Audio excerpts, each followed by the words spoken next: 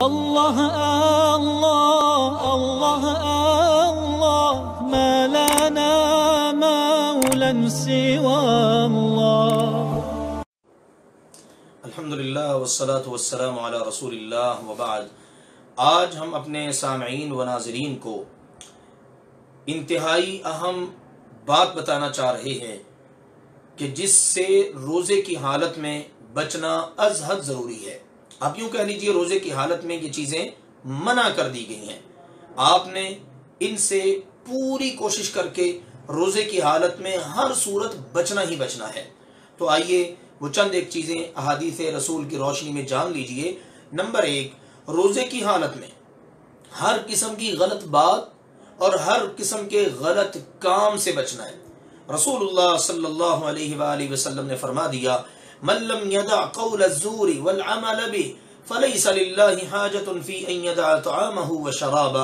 جو شخص روزہ رکھ کر بھی بھوک برداشت کر کے، پیاس برداشت کر کے، غلط بات کرنے سے، غلط کام کرنے سے باز نہیں آتا، اللہ تعالیٰ کو اس کا کھانا اور پینا چھوڑ دینے کی بھی کوئی ضرورت نہیں. لہذا روزے کی حالت میں سب سے پہلی منع کردہ چیز اللہ اور اللہ کے رسول صلی اللہ علیہ وسلم کی طرف سے وہ یہ ہے کہ آپ نے نہ کوئی غلط بات کرنی ہے نہ غلط کام کرنا ہے.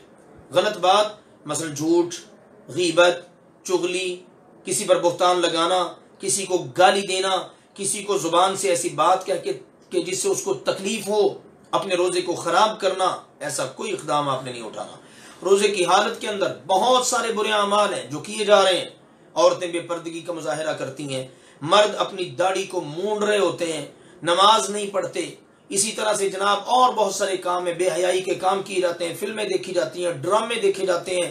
ٹھیک ہے نا جی. اسی طرح 2 نمبری ہوتی ہے، دھوکہ ہو رہا ہوتا ہے، فراڈ ہو رہا ہوتا ہے، رشوت لی دی جا رہی ہوتی ہے اور اسے سود کمایا جا رہا ہے، کھایا جا رہا ہے. یہ سارے کے سارے کام روزے کی حالت میں بھی اگر جاری و ساری ہیں تو پھر یاد رکھیے اللہ کے نبی صلی اللہ علیہ وسلم نے فرما دیا، جو شخص روزے کی حالت میں بھی جھوٹے اور غلط کام کرنے سے، جھوٹے اور غلط باتیں اور بولنے سے باز نہیں آتا، اللہ تعالیٰ کو اس کے بھوکا پیاسا رہنے کی کوئی ضرورت نہیں.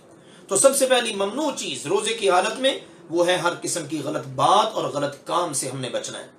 نمبر 2، شہوت انگیز گفتگو نہیں کرنی، نہ شور و غل کرنا ہے. نبی اکرم صلی اللہ علیہ وآلہ وسلم نے فرمایا، اذا کان یوم صوم احدکم، جب تم میں سے کسی کا روزہ ہو، فلا یرفث ولا یسخب، اب اس نے کوئی ایسی بات نہیں کرنی جس سے اس کے جذبات برانگیختہ ہوں، اور اس نے شور و غل نہیں کرنا.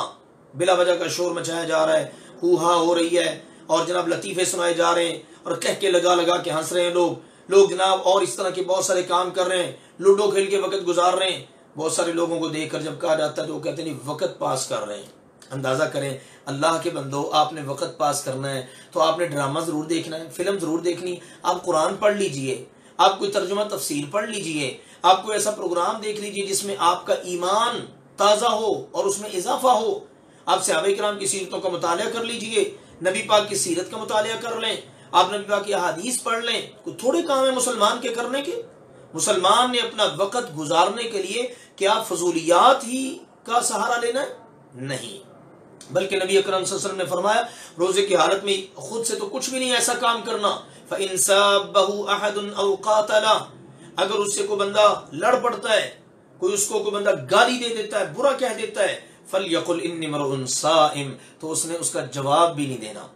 گالی کے جواب میں گالی نہیں، لڑائی کے جواب میں لڑائی نہیں، بلکہ اس نے کہنا بھائی میرا تو روزہ ہے، میں بھی سکتا ہوں، میں بھی لڑائی کر سکتا ہوں، لیکن نہیں کروں گا کیونکہ میرا روزہ ہے. تو روزے کی حالت میں یہ چیز بھی ممنوع قرار دے دی گئی. آپ نے نہ کوئی ایسی گفتگو کرنی ہے، اللہ معاف فرمائے جذبات ابھرنے کا اندیشہ ہو، نہ ہی آپ نے کسی کی گالی اور لڑائی کا جواب دینا ہے. ایک اور حدیث مبارک روزے کی حالت میں ممنوع کام، اللہ کے نبی کریم صلی اللہ علیہ وسلم کے پاس سیدنا ابو ہریرہ رضی اللہ تعالیٰ بیان کرتے ہیں، ان رجلا سأل النبی صلی اللہ علیہ وسلم، ایک شخص آیا اللہ کے نبی صلی اللہ علیہ وسلم کے پاس اور آ کر اس نے سوال کیا، عرض کیا جی ان المباشرۃ للصائم، روزہ دار کے لیے اپنی بیوی سے بغل گیر ہونے کی اجازت؟ تو رخص لہ، آپ علیہ الصلوۃ والسلام نے اس کو رخصت دے دی. آپ نے اس کو اجازت دے دی.